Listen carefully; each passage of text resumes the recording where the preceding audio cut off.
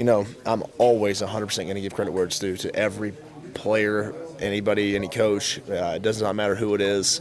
They're all great players. But like I said before, if you look last week, we had Sam Ellinger. You look at this week, Brock Purdy. Look next week, you got Jalen Hurts. You know what I'm saying? So it's like it's not like it stops. And it's the same thing with the talent in the Big 12, the running backs. It's not just quarterbacks, it's running backs as well. So it doesn't matter who it is.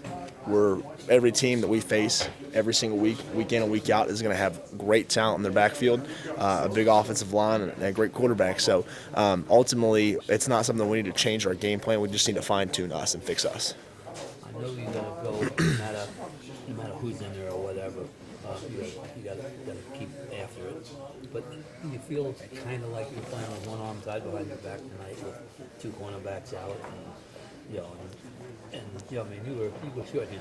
Absolutely not. I don't feel as if we were playing with one hand tied behind our back. Of course, it'd be great to have all those guys back and the depth and everything, but I mean, look, Tyke Smith's a true freshman. He stepped up, made a big play tonight. It doesn't mean anybody else can't do it. So we talked on the sidelines after that last touchdown that really kind of choked us up a little bit.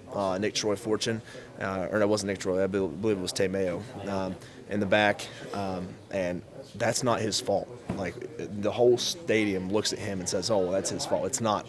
D-line didn't rush hard enough. D-line didn't transition. D-line rushed down the middle. Linebackers could have bumped off and passed it around. It's a collective effort. So for us, like, that's where we're at as a team, and I think it's not that we had our hands tied behind our back because we had two corners out, we had a targeting call, somebody else came out. That doesn't really matter.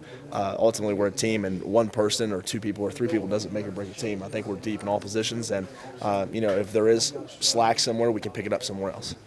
Was there any moment of, oh boy, when you see Hakeem get ejected and just touchdown one play later? Not at all. For me, I would rather him get ejected for targeting, playing aggressive and playing his game than playing scared, him miss that tackle, and then him take it to the house. So for me, I'm not concerned about how aggressive he was playing. I think that that's a great thing, and I think that, I'm going to support him no matter what. So I think that was a good play, and I know it was targeting. It was clearly targeting, and he knows that as well.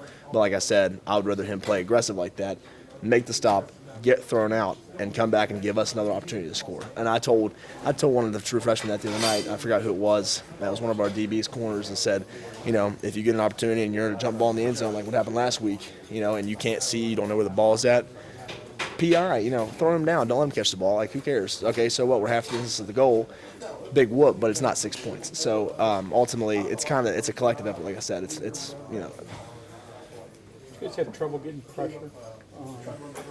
Tried some blitzes, but nothing seemed to really get home. Yes, and again, I think Iowa State's a phenomenal team. They are well disciplined. They execute plays very well. They bump off very well, strong-handed, things like that. But I think that we didn't execute us well enough, and that's why the blitzes weren't hitting the way we wanted them to.